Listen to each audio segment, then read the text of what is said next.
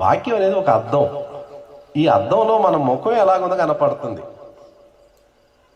అద్దానికి నా ముఖం ఎలాగుందో అని చూపించే పని మాత్రమే ఉంది, కానీ దాన్ని శుభ్రం చేసే పని దానికి కాదు. దాని కింద నీళ్లు నేను వాడాలి. ఆ నీళ్లు తీసుకొని కడుక్కోవాలి. ఆ నీళ్లు తీసుకొని కడుక్కోకపోతే ఆ అద్దం యొక్క ఉపయోగం లేదు. మరి నీళ్ళే కదా కడిగేది, అద్దం నాకెందుకు అని మనం అడగం. అద్దంలో చూస్తేనే నీళ్ళ యొక్క అవసరత మనకు తెలుస్తుంది.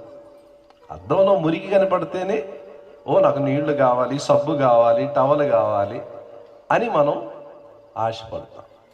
దేవుని వాక్యం ఒక విధంగా చూస్తే అద్దంగా ఉంది, ఒక విధంగా నీళ్లుగా ఉంది. ఈ అద్దంలో నా ముఖం ఎలాగుంది, నా కొరతలు ఎలాగున్నాయి అది చూడగలుగుతున్నాను. అదే వాక్యం నీళ్లుగా లాగా ఎఫెసీ 5:26లో దీన్ని నీళ్లకు పోల్చి దేవుని వాక్యంలో ఉంది. ఈ యొక్క వాక్యం ద్వారా మనం పరిశుద్ధపరచబడుతున్నాం.